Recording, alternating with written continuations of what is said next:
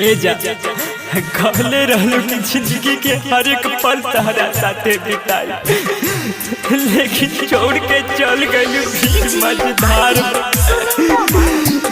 कैसे रहब केकरा खातिर जियब कुछ बुझात नहीं के भगवान।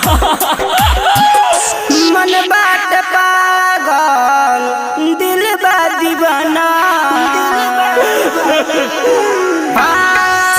मन बाट पागल दिल बा दीवाना।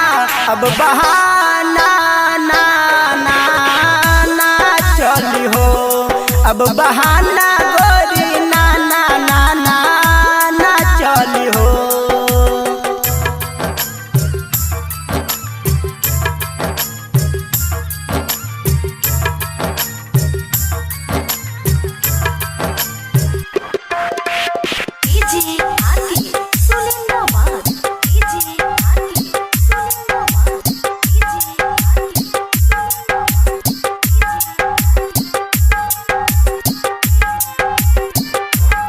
सच कहता रानी हमर जान हो, हमर जिए के तू ही तो अरमान हो, अरमान हो। सच कहता रानी हमर जान हो, हमर जिए के तू ही तो अरमान हो, हमरा जिए के तू ही तो अरमान हो।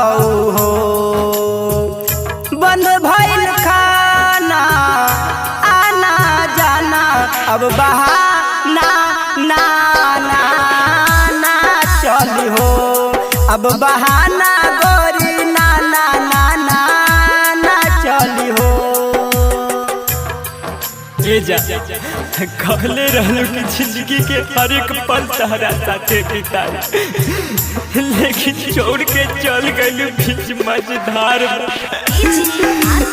कैसे रहब केकरा खातिर जियब कुछ बुझात नहीं के भगवान। तू तो कैले रहलू वादा काहे तोड़ दिहलू हो, बीच रहिए में मुरारी के तू छोड़ दिहलू हो, छोड़ दिहलू हो। तू तो कैले रहलू वादा काहे तोड़ दिहलू हो, बीच रहिए में मुरारी के तू छोड़ दिहलू हो, बीच रहिए में मुरारी के तू छोड़ दिहलू हो। भैले विकास देखो सबसे बेगाना, अब बहाना ना ना ना चली हो, अब बहाना गोरी ना ना ना